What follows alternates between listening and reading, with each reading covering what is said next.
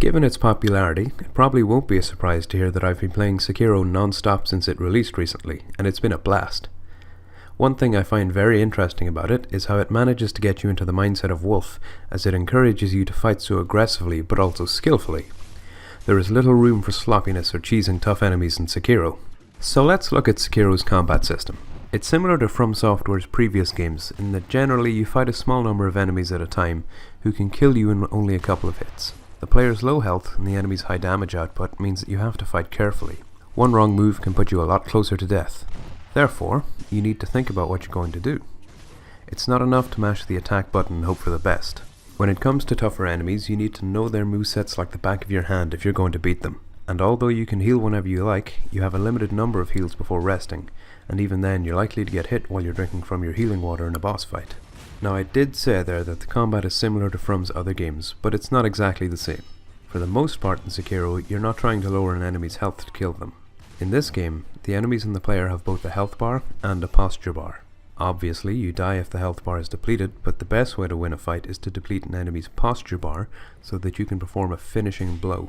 On regular enemies, it's an insta-kill, but bosses often require multiple finishing blows. This mechanic is what really gives the combat that aggressive edge.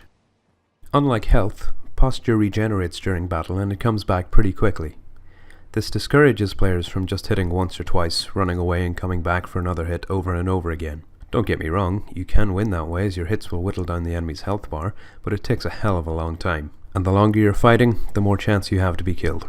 It also just isn't a terribly fun way to play, and beating a boss like that isn't super satisfying, for me anyway. So the best way to win a fight is to get finishing blows by breaking an enemy's posture, and the best way to do that is to keep attacking over and over, as well as deflecting. Blocking an enemy's attack at the right moment will prevent you from being damaged as well as doing damage to the enemy's posture bar. In this way, even dodging is discouraged. If you can get the timing just right, it's always better to parry an attack than to dodge it. Dodging usually ends up with you being further away from the enemy and therefore not in a good attack position. It also won't do any posture damage, rather the enemy will regain posture while you're trying to close the gap between you and them. Speaking of dodging, that leads on to another interesting point. Sekiro has limited character customization options compared to its cousins, the Dark Souls games.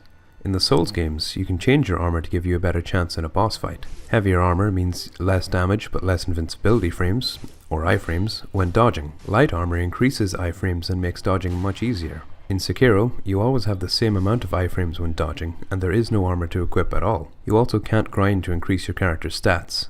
Health can only be increased when you have 4 prayer beads, acquired by beating mini-bosses, and attack power can only be increased by using memories, obtained from defeating the larger bosses. You can get skill points that unlock different attacks to use in battle, but your basic moveset and stats will be the same. All of that means that there's no way to make the game much easier for yourself. Yes, the shinobi tools you get can make certain fights a little easier, but you can't grind to the point of being able to one-shot a boss.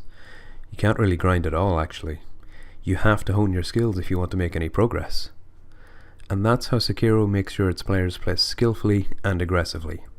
You can't become overpowered, so skillful play is a must, and you'll only give yourself a disadvantage by acting cowardly in battle. I think it's impressive how it manages to take those two aspects of combat and have them intertwined so well like that.